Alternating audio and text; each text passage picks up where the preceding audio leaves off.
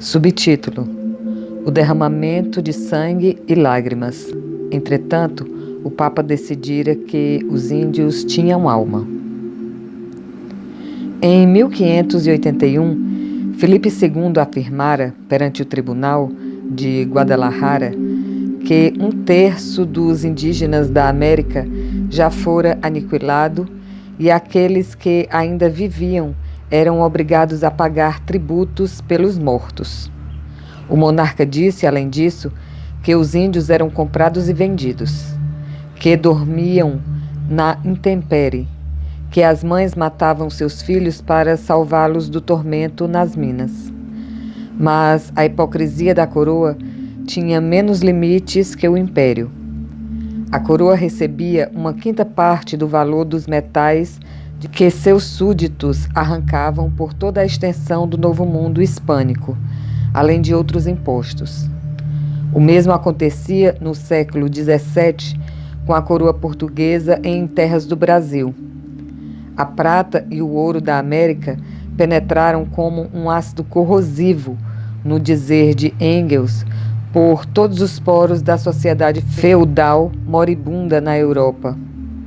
A serviço do nascente mercantilismo capitalista, os empresários mineiros converteram os índios e escravos negros em numerosíssimo, abre aspas, proletariado externo da economia europeia, fecha aspas. A escravidão greco-romana ressuscitava de fato num mundo distinto. Ao infortúnio dos índios dos impérios aniquilados da América Hispânica, é preciso somar o terrível destino dos negros arrebatados das aldeias africanas para trabalhar no Brasil e nas Antilhas. A economia colonial latino-americana dispôs da maior concentração de força de trabalho até então conhecida, para possibilitar a maior concentração de riqueza que jamais possuiu qualquer civilização na história mundial. A violenta maré de cobiça, horror e bravura não se abateu sobre estas comarcas, senão ao preço do genocídio nativo. As mais bem fundadas e recentes investigações atribuem ao México pré-colombiano uma população que oscila entre os 30 e 37,5 milhões de habitantes. Calcula-se uma quantidade idêntica de índios na região andina. A América Central contava com 10 ou 13 milhões de habitantes. Os índios das Américas somavam entre 70 e 90 milhões de pessoas quando os conquistadores estrangeiros apareceram no horizonte. 1 século e meio depois, tinham se reduzido no total a apenas 3,5 milhões. Segundo o Marquês de Barinas, entre Lima e Paita, onde viveram mais de 2 milhões de índios, não sobraram mais do que 4.000 famílias indígenas, em 1685. O arcebispo Linian I. Cisneros negava o aniquilamento dos índios, abre aspas. É que se escondem, dizia, para não pagar tributos, abusando da liberdade de que gozam e que não tinham na época dos incas, fecha aspas.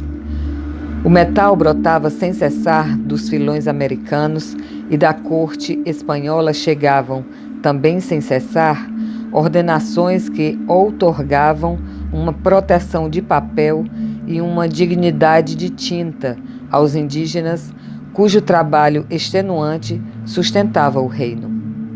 A ficção da legalidade amparava o índio, a exploração da realidade o sangrava. Da escravidão à encomienda de serviços e desta a tributos e ao regime de salários, as variantes da condição jurídica da mão de obra indígena só alteraram superficialmente sua situação real. A coroa considerava tão necessária a exploração desumana da força de trabalho aborígene que, em 1601, Filipe III ditou regras proibindo o trabalho forçado nas minas e, simultaneamente, enviou instruções secretas ordenando continuá-lo abre aspas, em caso de aquela medida fizer fraquejar a produção, fecha aspas. Do mesmo modo, entre 1616 e 1619, o visitador e governador Juan de Solórzano fez uma investigação sobre as condições de trabalho nas minas de mercúrio de Huancavelica. Aspas. O veneno penetrava na medula, debilitando todos os membros e provocando um tremor constante, morrendo os operários, em geral, no espaço de 4 anos. Fecha aspas, informou ao Conselho das Índias e ao monarca. Em 1631, Filipe IV ordenou que, se continuasse com o mesmo sistema, o seu sucessor, Carlos II, renovou o decreto tempos depois. Estas minas de mercúrio eram diretamente exploradas pela coroa, ao contrário das minas de prata, que estavam em mãos de empresários privados. Em 300 anos, a rica montanha de Potosí queimou, segundo Josiah Condé, 8 milhões de vidas. Os índios eram arrancados das comunidades agrícolas e empurrados, junto com suas mulheres e seus filhos, rumo às minas. De cada 10 que iam aos altos páramos gelados, 7 nunca regressavam. Luiz Capoche, dono de minas e de engenhos, escreveu que, abre aspas, os caminhos estavam tão cobertos que parecia que se mudava o reino, fecha aspas. Nas comunidades, os indígenas viram voltar muitas mulheres aflitas, sem maridos, e muitos filhos órfãos sem seus pais. Sabiam que na mina esperavam 1000 mortes e desastres. Os espanhóis percorriam centenas de milhas em busca de mão de obra. Muitos dos índios morriam pelo caminho antes de chegar a Potosí. Mas eram as terríveis condições de trabalho na mina que mais gente matavam. O frei dominicano, Domingo de Santo Tomás, denunciava ao Conselho das Índias em 1550, logo ao aparecimento da mina, que Potosí era uma boca do inferno, que anualmente tragava índios aos milhares e milhares, e que os rapazes mineiros tratavam os naturais como a animais sem dono. E Frei Rodrigo de Loaíza diria depois, aspas, estes pobres índios são como as sardinhas no mar.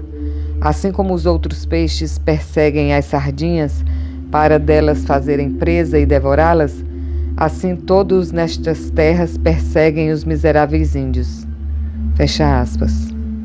Os caciques das comunidades tinham a obrigação de substituir os mitaios, que estavam morrendo por novos homens de 18 a 50 anos de idade.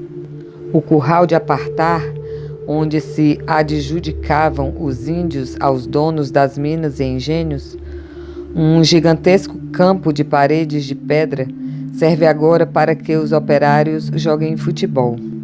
O cárcere dos mitaios, um disforme montão de ruínas, pode ainda ser contemplado na entrada de Potosí. Na recompilação de leis das Índias, não faltam decretos daquela época estabelecendo a igualdade de direitos entre os índios e os espanhóis para explorar as minas e proibindo expressamente que se violassem os direitos dos nativos. A história formal, letras mortas que em nossos tempos recolhem as letras mortas dos tempos passados, não teria de que se queixar, mas, enquanto se debatia em papeladas infinitas, a legislação do trabalho indígena e marcava a tinta o talento dos juristas espanhóis na América, a lei se acatava, mas não se cumpria. Nos feitos, aspas, o pobre do índio é uma moeda, no dizer de Luiz Capoche, com a qual se encontra tudo o que é necessário, como ouro e prata, e muito melhor. Fecha aspas.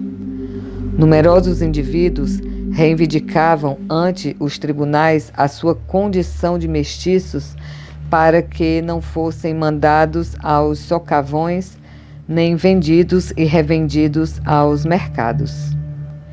Em fins do século XVIII, Concolor Corvo, em cujas veias corria sangue indígena, renegava assim os seus, aspas, não negamos que as minas consumam um número considerável de índios, porém isto não procede do trabalho que tem nessas minas de prata e mercúrio, mas da libertinagem em que vivem.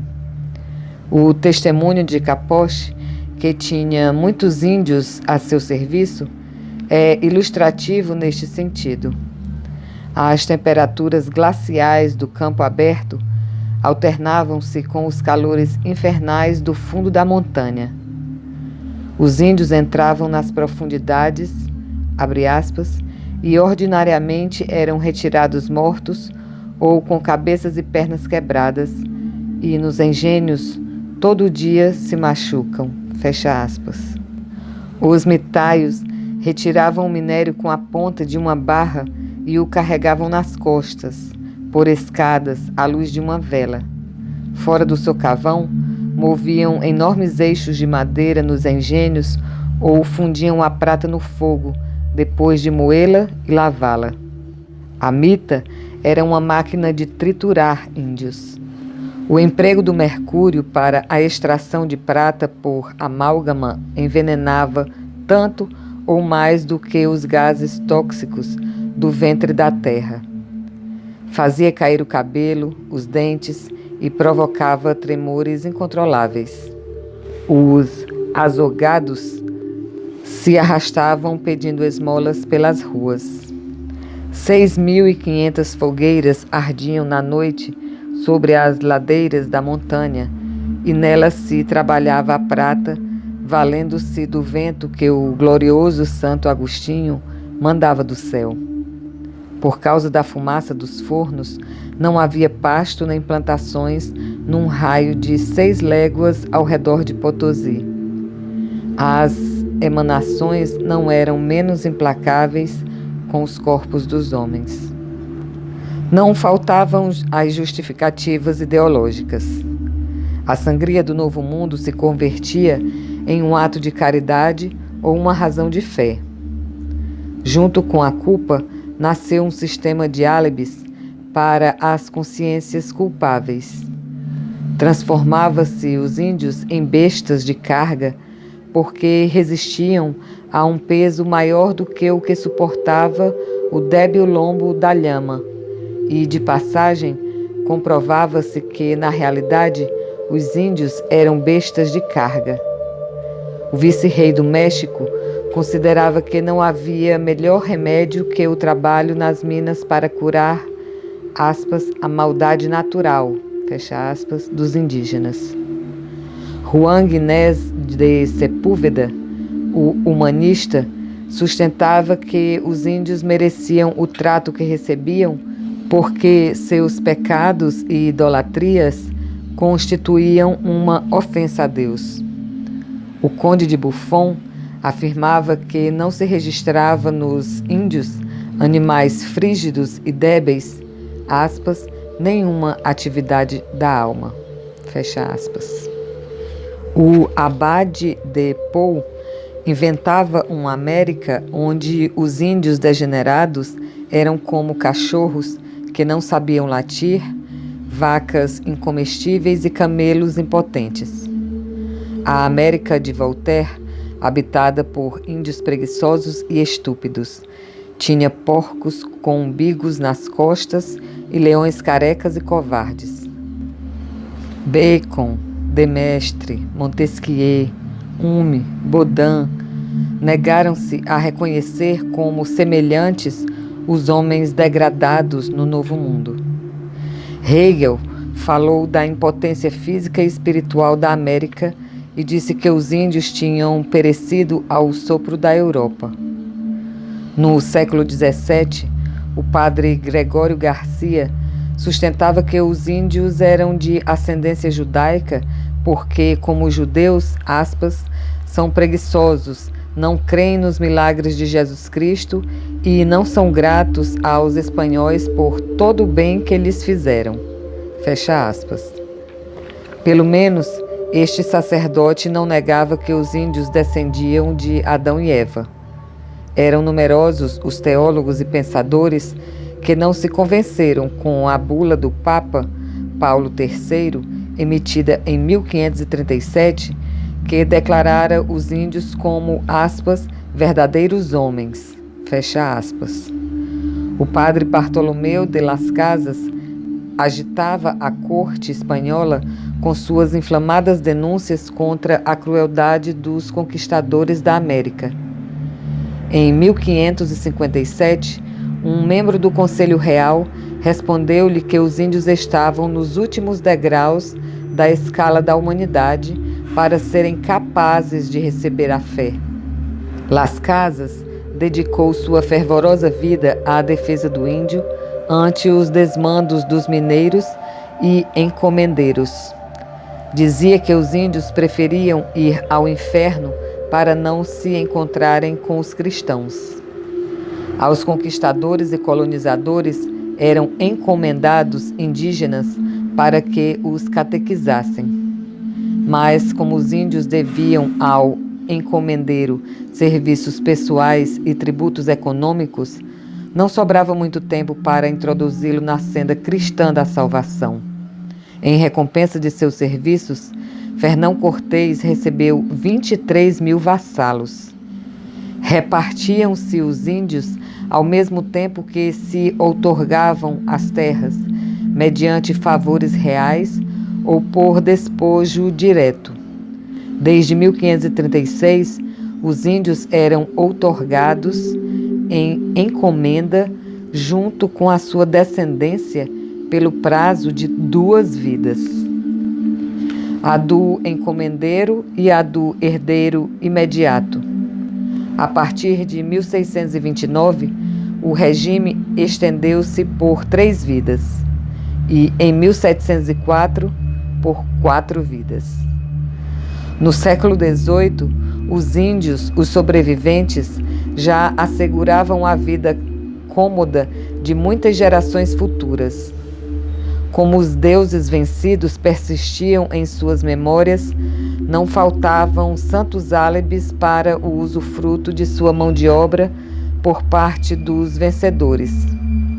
Os índios eram pagãos, não mereciam outra vida.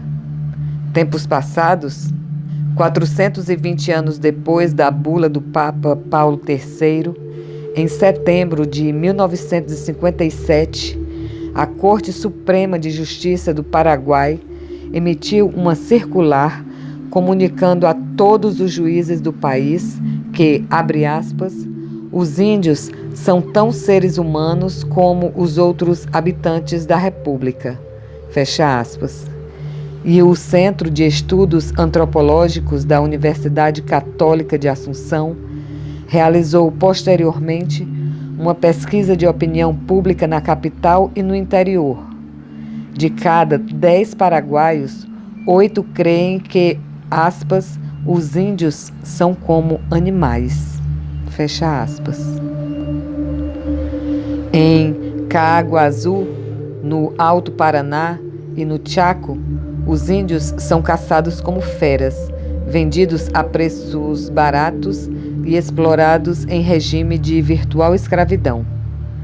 Todavia, quase todos os paraguaios têm sangue indígena, e o Paraguai não se cansa de compor canções, poemas e discursos em homenagem à alma guarani.